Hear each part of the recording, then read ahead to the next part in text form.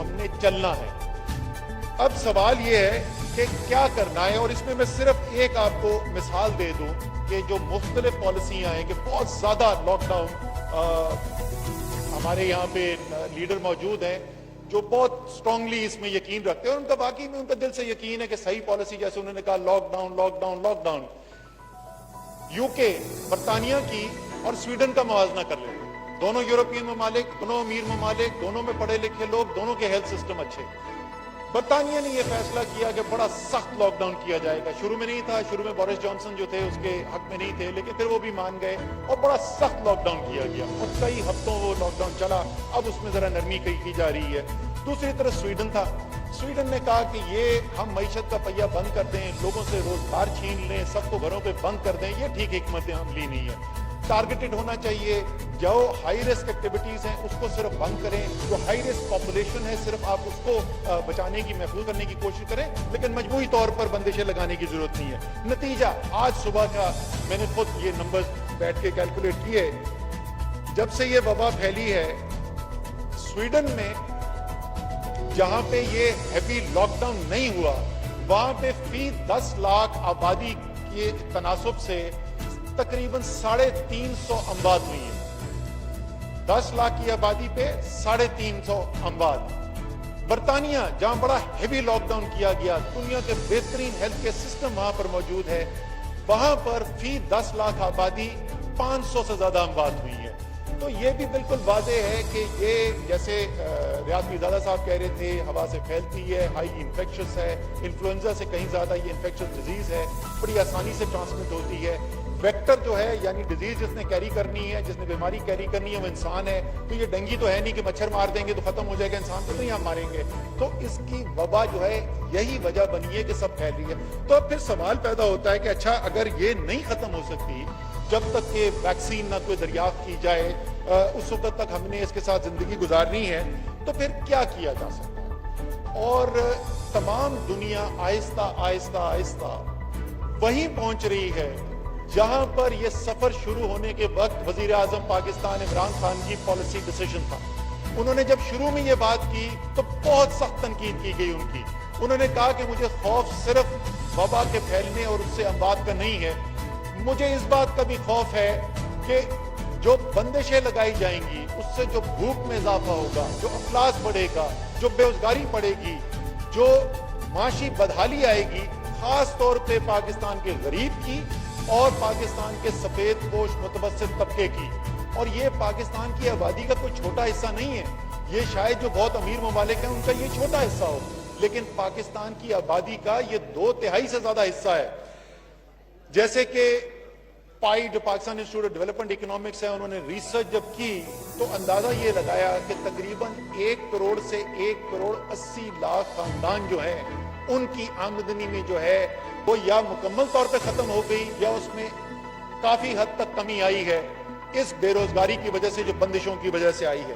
تو جو ہم آپ کو پہلے دن سے کہہ رہے ہیں کہ توازن کی ضرورت ہے, آپ نے اپنے لوگوں کو معاشی بدحالی سے بھی بچانا ہے, ان کا روزگار چھیننے سے بھی بچانا ہے, ان کو جو تمام مسائل معاشی بدحالی سے آتے ہیں ان سے بھی ان کو بچا کر رکھنا ہے, اور ساتھ ساتھ کوشش یہ کرنی ہے کہ وبا ایسے نہ پھیلے کہ آپ کا صحت کا نظام مفلوج ہو جائے. یہی آپ کو نظر آ رہا ہے دنیا کے اندر. لوگ کہتے ہیں جی وہ پیک سے اوپر نیچے آ گئے تھے تو اس لیے وہاں پر آسانیاں پیدا کی جا رہی ہیں, آسانیاں پیدا کرنی شروع کی. کیوں؟ کیونکہ ان کو امریکہ کی لے لوں کہ ایک دن کے اندر تقریباً 2500 سے 3000 لوگوں کی موت واقع ہو رہی تھی. 40 ریاستوں نے امریکہ کے اندر یہ فیصلہ کیا کہ انہوں نے لاک ڈاؤن کے اندر نرمی کرنی ہے اور لوگوں کو واپس روزگار پر جانے کا موقع دینا ہے. اب ہم نے یہی جو ہماری سوچ تھی, پاکستان کے ہم نے اعداد و شمار سامنے رکھے, کس طریقے سے پاکستان میں یہ وبا پھیل رہی ہے اس کو سامنے رکھا, اور اپنے صورتحال کو دیکھ کے, یہ میں پہلے بھی بول چکا ہوں, اس بات پہ ہمیں کوئی شرمندگی نہیں ہے, ہم مغرب کی اندھی تقلید نہیں کرتے ہیں. صرف اس لیے کہ کوئی چیز یورپ میں ہو رہی ہے, برطانیہ میں ہو رہی ہے, امریکہ میں ہو رہی ہے, ہم آنکھ بند کر کے نہیں کریں گے. اور میں آپ کو بتاؤں گا کہ کن لوگوں کی مدد سے ہم فیصلے کر رہے ہیں, اور آپ کو فخر ہوگا, بحیثیت قوم فخر ہوگا کہ پاکستان کے اندر ورلڈ کلاس ایپیڈیمولوجسٹ بھی موجود ہیں, یعنی वबाई बीमारियों के अमराज के जो एक्सपर्ट्स हैं वो भी मौजूद हैं और world class data scientist, artificial intelligence के एक्सपर्ट्स भी मौजूद हैं। उनकी मदद से हम ये काम कर रहे हैं। आगे अब हमें बढ़ना है। इसके बावजूद ये गौर से सुन लें, अगर किसी के ज़हन में एक क्लैरिटी नहीं है, अगर आपको याद हो वजीर आजम ने अप्रैल के आखिर में खिताब किया था, उन्होंने कहा था कि अगर एहतियात ना की गई तो खुदा ना खास्ता मई की 15-20 तारीख तक ये मर्ज उधर तक पहुंच सकता है जहां ये हमारे काबू से बाहर हो जाए। अच्छी बात है, अल्लाह ताला ने करम किया, पाकिस्तानियों ने अपनी जिम्मेदारी का एहसास कबूल किया और आज वबा बढ़ गई है, केसेस बढ़ गए हैं, अमवात बढ़ गई हैं, लेकिन हमारे काबू से बाहर नहीं हुए। आज भी पाकिस्तान के अंदर पिछले में 11 दिन की आपको स्पीकर साहब अगर आदादो शुमार बताऊं, पिछले 11 दिन में औसतन पाकिस्तान में कोरोना की मर्ज से लाक होकर 32 लोग हलाक हुए हैं। अफसोसनाक बात है, लेकिन फिर वही मुवाजना यूरोप में जहां हजारों लोग एक एक दिन के अंदर मौत हो रही थी, हम उससे बहुत पीछे हैं और कोशिश यही करनी है कि पीछे ही रखना है। तो इसी तरीके से मैं आपको बता रहा हूं कि जब मई के आखिर में हम पहुंचेंगे, जब जून में पहुंचेंगे, तो केसेस जितने आज हैं उससे ज्यादा होंगे। अस्पताल में जितने लोग आज हैं उससे ज्यादा हैं होंगे।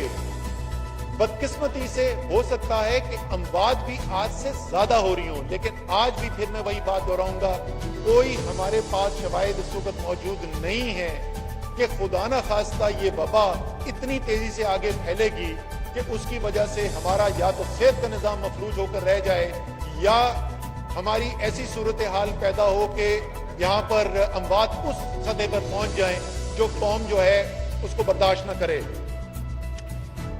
ये सामने रखते हुए कि वबा ने फैलना है, हमने आगे कैसे जाना है, लोगों को रोजगार भी देना है, लोगों की माशी बदहाली जो है उसको भी हल करना है और साथ साथ इस वबा के फैलने को रोकने की कोशिश भी करनी है। तो क्या करने की जरूरत है?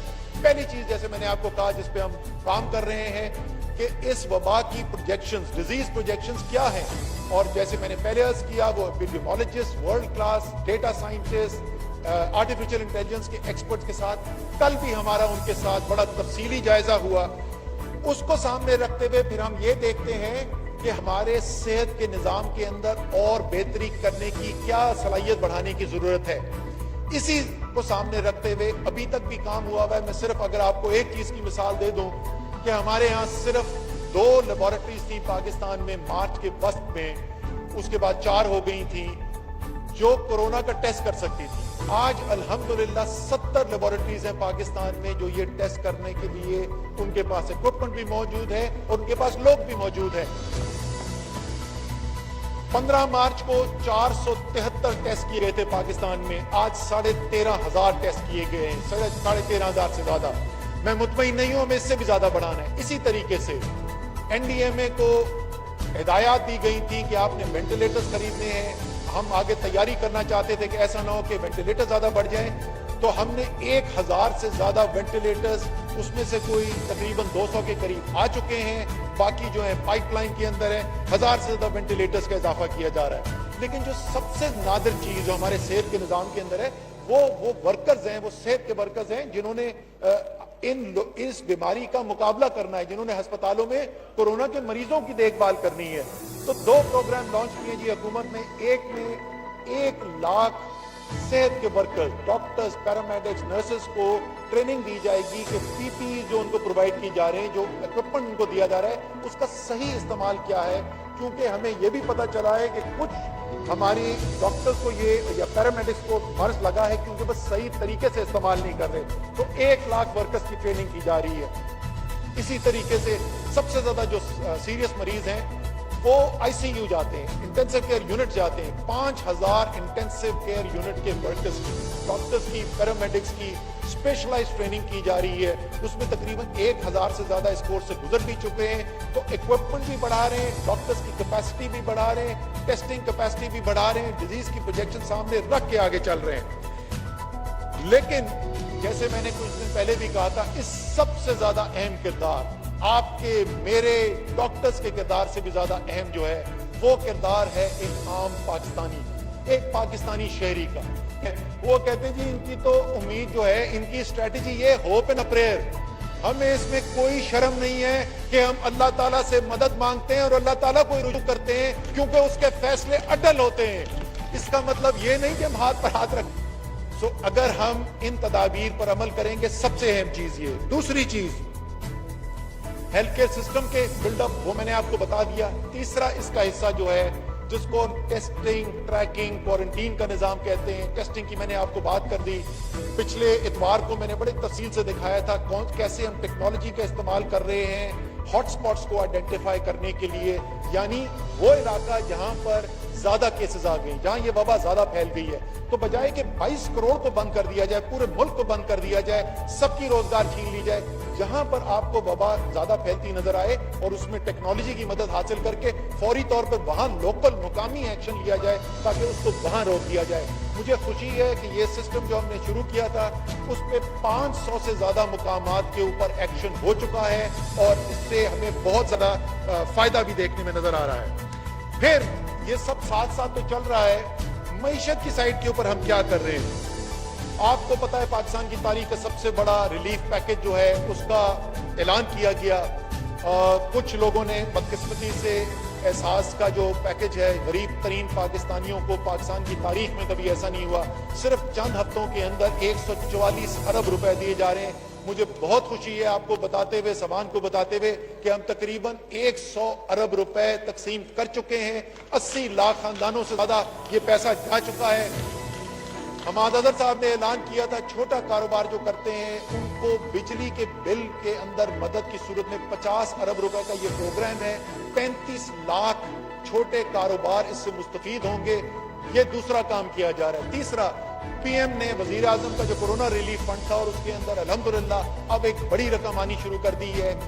حکومت نے یہ اعلان کیا تھا ہر 1 روپیہ جو کوئی بھی اس کے اندر ڈونیٹ کرے گا حکومت 4 روپے اس میں اضافہ کر کے, یعنی اگر آپ 1 روپے دیں گے تو 5 روپے جو ہے وہ ان لوگوں تک پہنچائے جائیں گے جن کا روزگار چھنا ہے یہ بندشیں لگانے کی وجہ سے, کورونا کی وجہ سے.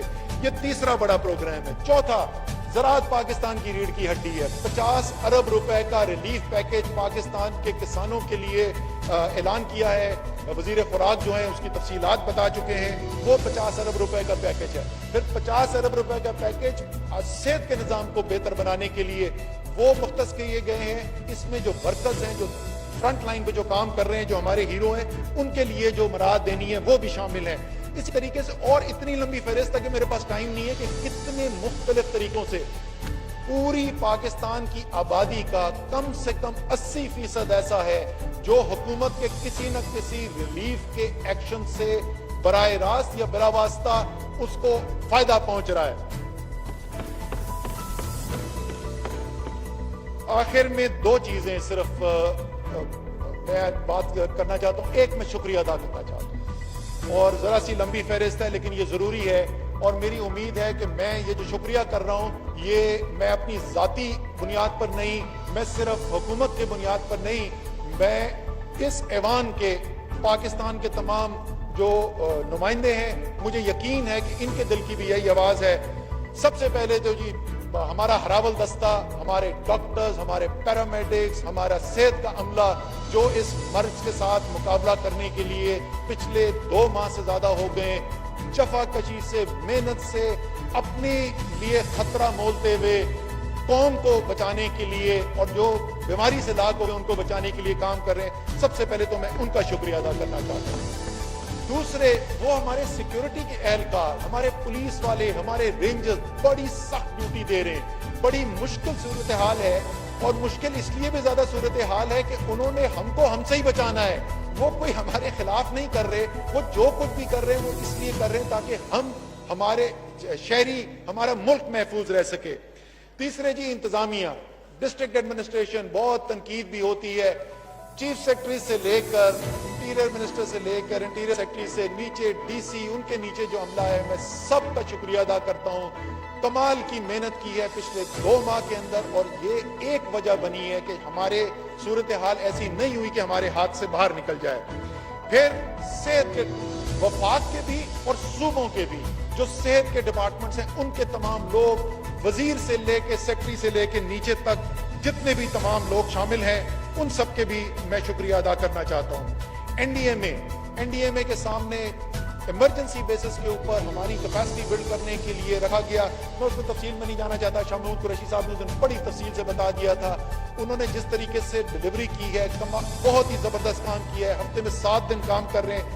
एनसीओसी का स्टाफ जी, वो ज़ाहिर है मैं उनके साथ बराह रास्त काम करता हूँ।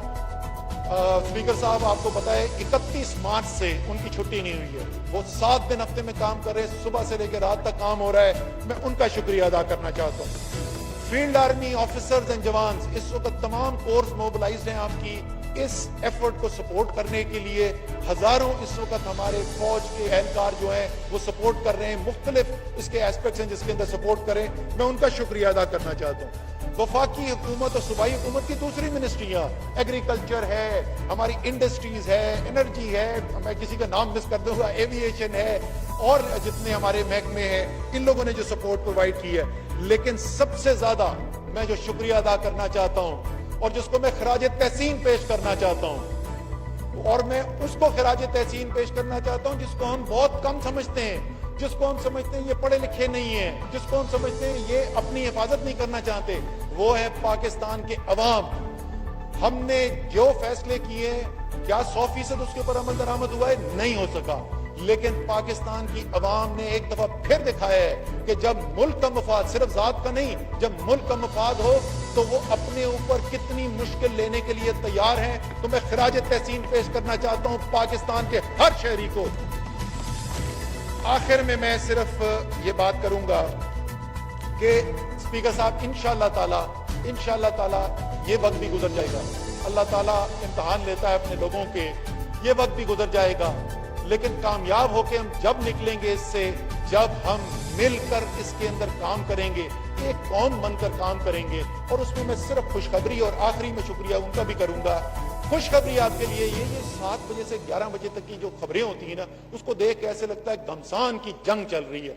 कुछ माजरत के साथ पिछले 3 दिन जो तकरीरें हुई उसमें भी ऐसे ही, लेकिन हकीकत में जहां फैसला साजी हो रही है, जहां जमीन पर काम हो रहा है, वहां पाकिस्तान की सूबाई हुकूमतें, पाकिस्तान की वफाकी हुकूमत जो है वो एक बनकर काम कर रही हैं।